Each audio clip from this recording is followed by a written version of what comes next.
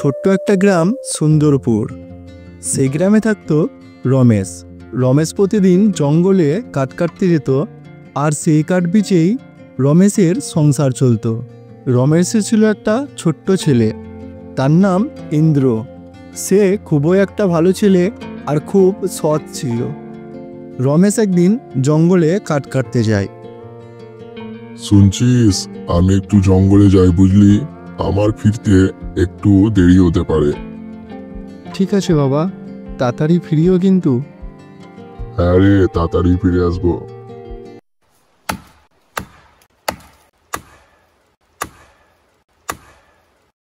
সে কাঠ কেটে বাড়ি ফিরছিল, তখনই সে দেখতে পায় এক বিশাল দানব পাখি উড়ে আসছে তার দিকে। অনেকদিন পর এক মানুষকে একা পেয়েছি, একে তো আমি ছাড়বো না। একে আমি আমার পাহাড়ে নিয়ে যাব। বাবা, এত বিশাল পাখি! এ তো আমি আজ প্রথম দেখছি।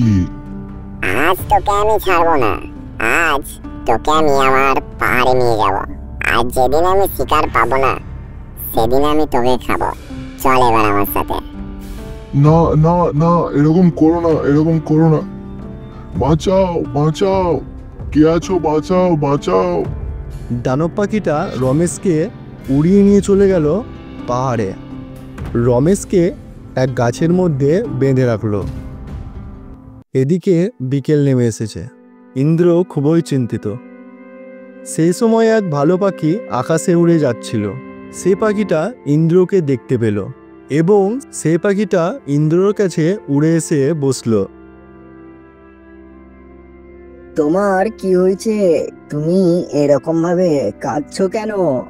কালকে আমার বাবা জঙ্গলে কাঠ কাটতে এসেছিল, তারপর থেকেই বাবা ঘরে ফিরেনি। আমি বুঝতে পারছি না যে আমার বাবা কোথায় গেল। পাখিটা সেখানে ওই দানব পাখিটার একটা কালো পালক দেখতে পেল। ঠিকই ধরেছি, এটা তো ওই বদমাস পাখিটারই কাজ। নিশ্চয়ই এর বাবাকেও ওই পাখিটাই নিয়ে গেছে। তুমি চিন্তা করো না, তুমি আমার পিঠে এসে বসো।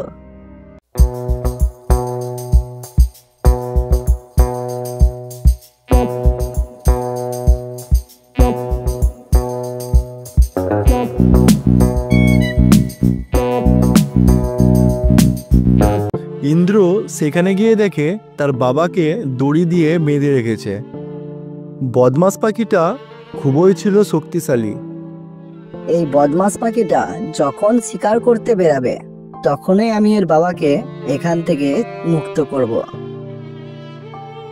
বদমাস পাখিটা শিকার করতে বেরিয়ে পড়ল। সেই সময় ভালো পাখিটা উড়ে গিয়ে তার বাবাকে সেখান থেকে মুক্ত করলো। ধন্যবাদ পাখি ভাই, তুমি আমার বাবাকে আবার ফিরিয়ে দিলে। সে খুব বদমাস আর অসৎ পাখি ছিল, সেজন্য আমাদের পাখির রাজা ওকে আমাদের কাছ থেকে তাড়িয়ে দেয়। আমি তোমাদের এই পুরো ব্যাপারটা আমাদের পাখির রাজাকে জানাবো।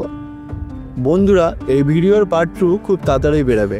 যদি আপনারা দেখতে চান তাহলে অবশ্যই এই চ্যানেলটিকে সাবস্ক্রাইব করে যাবেন।